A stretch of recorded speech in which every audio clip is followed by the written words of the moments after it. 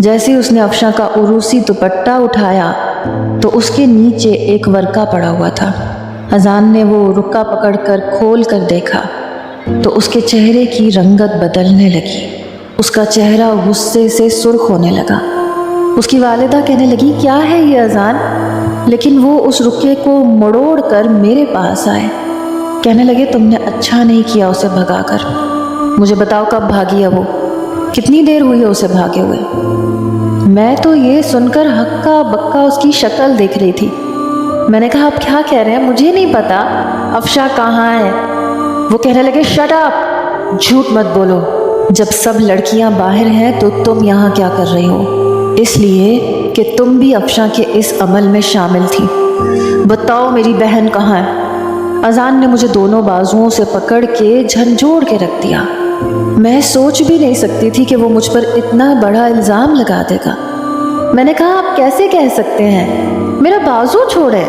मुझे अफशा ने यहाँ बुलाया था। जब मैं कमरे में आई तो वो यहाँ नहीं थी।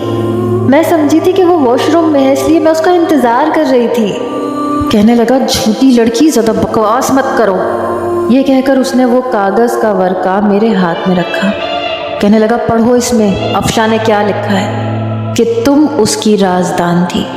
मुझे बताओ किस लड़के के साथ भागी है, वरना मैं तुम्हें छोड़ूंगा नहीं। अभी के अभी मुझे बताओ वो कहाँ गई है। वो ज़्यादा दूर नहीं गई होगी। मैं रोने लगी। मैंने कहा, मैं कुछ नहीं जानती। कहने लगा, सब कुछ जानती हो तुम। फ़िलहाल तो मैं अफशा को ढूंढने जा रहा हूँ। वो मुझे मिल गई तो उसे वहीं गोली मारकर जान से मार दूंगा, लेकिन छोड़ूंगा तुम्हें भी नहीं, क्योंकि तुम उसकी बेस्ट फ्रेंड थी। वो हर बात तुमसे करती थी। यकीनन मेरी बहन को तुमने ही बरगलाया है, वरना उसकी हिम्मत नहीं थी कि वो इतना बड़ा कदम उठाती। वो कहने लगा, अम्मा इस लड़की को इसी कमरे में बंद करते हैं, ये यहाँ से बाहर ना निकले।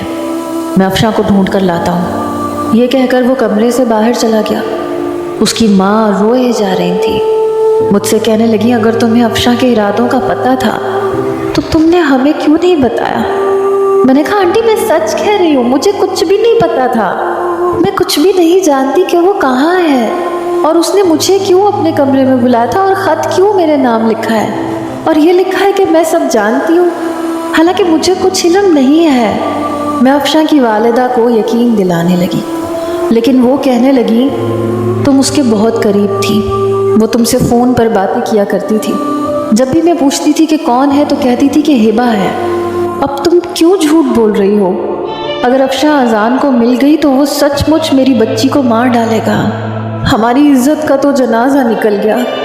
वो रोने लगी।